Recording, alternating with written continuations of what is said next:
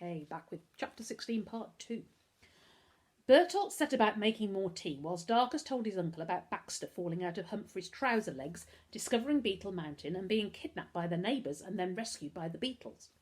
Virginia described Darkus taking them to Beetle Mountain and the oath they had sworn to help him rescue his father and protect the special insects. Uncle Max sat listening intently. "If I wasn't seeing this with my own eyes, I'd never believe it," he muttered, looking up at the ceiling and shaking his head. "But none of this explains why you went to Lucretia Cutter's house." "Lucretia Cutter visited Humphrey and Pickering last week," Virginia explained, "on the night they kidnapped Darkus. Novak Cutter saw me looking out of the window and dropped that card." Darkus pointed at it. "Lucretia Cutter was here?" Uncle Max recoiled. Darkus nodded. "She's buying the beetles." "Over my dead body she is," Uncle Max growled. Virginia looked at him surprised. "That's why I went to her house, to find out why she wants them, but also," Darkus paused, "also to find out whatever it is about her and Dad that you won't tell me." Uncle Max's eyebrows shot up. "I see." "Now it's your turn to tell the truth," Darkus said, thinking about the photograph on Lucretia Cutter's desk. "What's the Faber project?" Uncle Max lifted his safari hat, smoothed down his hair and replaced it, looking at Darkus as if measuring him in some way. "I made a solemn promise to your father when you were born that I would never speak of the Faber project to you, or anyone else for that matter." He scratched his chin. "But then we never knew we'd find ourselves here, did we?" Darkus stared at his uncle. "I thought it was you keeping something from me, that you didn't trust me." He turned away. "But all along Dad's been the one keeping secrets." "Your dad trusts you, lad," Uncle Max said. "It's just, well, there are some things that the young shouldn't be burdened with. When Dad disappeared, people said terrible things about him." Darkus's voice was flat and unemotional. "But I kept his face. Right here." He tapped a finger between his eyes. "Each time someone said he'd run away or that he'd killed himself, I knew that they were wrong here." He touched his fist to his heart. "Because my dad would never do that. My dad isn't like that." He looked up at his uncle, his vision blurred by tears. "But I don't know what my dad is really like, do I? I don't know him at all." "Nonsense. Look at me, lad." Uncle Max took Darkus's hand. "You know your father better than anyone. But before he was your dad, he was a young man with ambition and without the responsibility of a family. That young man was like you in many ways, and he was a great adventurer. That's something you should be proud to learn." "An adventurer? Like you?" No. I search for secrets, dig for truths, and if I'm lucky, I'll find an interesting story or a valuable object." Uncle Max sighed. "Your father's adventures were far greater than any of mine, and more dangerous. His adventures were in thought. He explored the very fabric of nature, experimented with possibility, and all within the confines of his own head. You can only do that sort of thing if you have a brilliant mind, and he does. Mine's rather ordinary by comparison. Your father, Darkus, is the kind of person who changes history." "That doesn't sound like Dad." Darkus frowned. "His father was gentle and liked staring out of windows. He would never describe him as an adventurer." "That's because he stopped his adventures when you came along." "But why?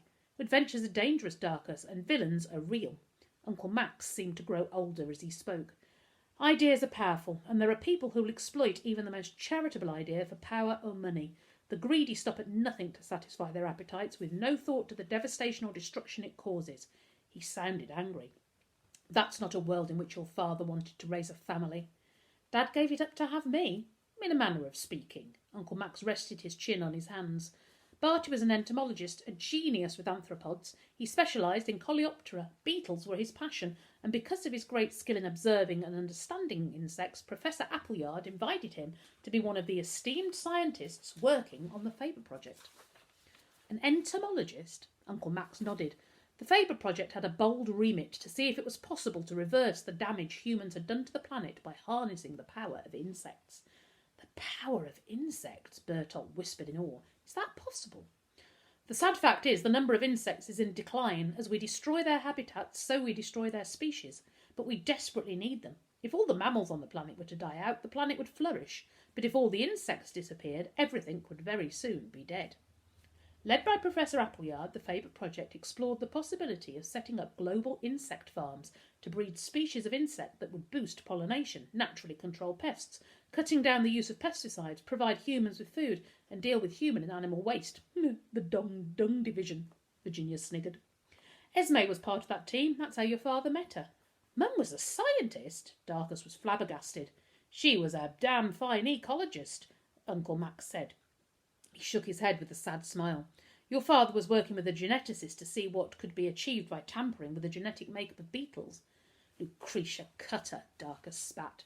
Well, she was plain old Lucy Johnstone back then, an odd girl if I'm honest, but very clever and fiercely ambitious. She and Barty had a major breakthrough with their transgenic experiments on certain types of beetle. Transgenic? Virginia frowned. What does that mean? It means changing the genetic structure of an organism by adding genes from another organism. They took genes from mice and successfully added them to the genes of a beetle. A beetle mouse? Virginia laughed. I don't get it. What's so amazing about a beetle mouse? The first transgenic experiments used genes from mice. Uncle Max paused for an uncomfortably long time. But the true aim, was to find a transgenic process that would successfully transfer human genes into beetles, producing a new species of beetle capable of intelligent thought to work collaboratively with humans and clean up the environment. Beetles with a human gene? Darkus looked at Baxter, perched on his shoulder. Did they do it? Virginia sat up, staring at Newton, bobbing above Bertolt's head. Did they discover the trans-thingy process? Uncle Max sighed, looking at Baxter. I've seen a beetle behave like Baxter before, when your father was still working on the Faber project, and it was carrying his genes. Our beetles are transgenic. Bertolt looked up at Newton, smiling in wonder. Darkus studied Baxter. Was Dad's beetle a rhinoceros beetle too? It was a Goliath beetle, and he was a majestic beast. Darkus thought about the zebra-striped beetle he'd met on Beetle Mountain. What happened to it? Barty had Goliath frozen and donated him to the Natural History Museum's collection for future research. Darkus blinked. He was certain that if he looked that they would find Dad's beetle had gone. What happened to the Faber project? Virginia asked. When they started having successful results, Lucy tried to persuade Barty to leave the project and set up their own laboratory. She believed their work could make them rich. She didn't want to help the planet, Bertolt asked, dismayed. But she's got loads of money, Virginia said. Yes, she has now, Uncle Max agreed. Dad refused, Darkus said with certainty. Uncle Max nodded. Realising what her motives were, Barty destroyed all of their research and handed his resignation to Professor Appleyard, explaining what Lucy was planning. Outraged and furious, Lucy Johnstone disappeared, emerging several years later under a new name, Lucretia Cutter. Without the genetics work, the Faber project floundered and it was closed down. Darkus's dad destroyed his research? Bertolt said. But he didn't, did he, Uncle Max? Darkus stared at his uncle. It's upstairs in your flat. He remembered where he'd seen the words Faber project. The box that ripped open with Nefertiti's teeth in it. It was full of folders that said Faber project on the side. Uncle Max looked grey. I didn't want to take it. I'm not a fan of mucking about with nature. I'm a man of the old world, and I didn't approve of what your father was doing. I felt he was opening Pandora's box. In fact, we almost fell out about it. Barty promised your mother he'd burn the research, but he couldn't bring himself to destroy his life's work, so I agreed to keep it on the condition that he never meddle with it again. It's been sitting in my box room for years. I'd forgotten it was there until you came to stay. Lucretia Cutter said the beetles belonged to her, Virginia said. Uncle Max frowned. It was only a matter of time before she found a way to complete the human beetle transgenic process on her own. This is serious, isn't it? Darkus said. Very, Uncle Max replied gravely. Beetles are the single most successful species of creature on this planet. They can adapt to almost any environment. The question your father was trying to answer was, what happens if you genetically enhance the most adaptable creatures on the planet? I thought that was the most dangerous question I'd ever heard. But Lucretia Cutter also said that she wasn't ready yet, Darkus said, remembering what she'd said in the room with the two-way mirror, and that she wouldn't let anybody stop her. Not them, not him, nobody. I think Dad was trying to stop her. I've been trying to find out what she's up to, but every avenue I've explored turns up a blank. It's impossible to investigate her. No one will speak about her. They're all petrified. Uncle Max shook his head. However, I'm certain of one thing. Whatever she's up to, we'll have to do everything in our power to stop her. We've got to tell the police, Bertolt said.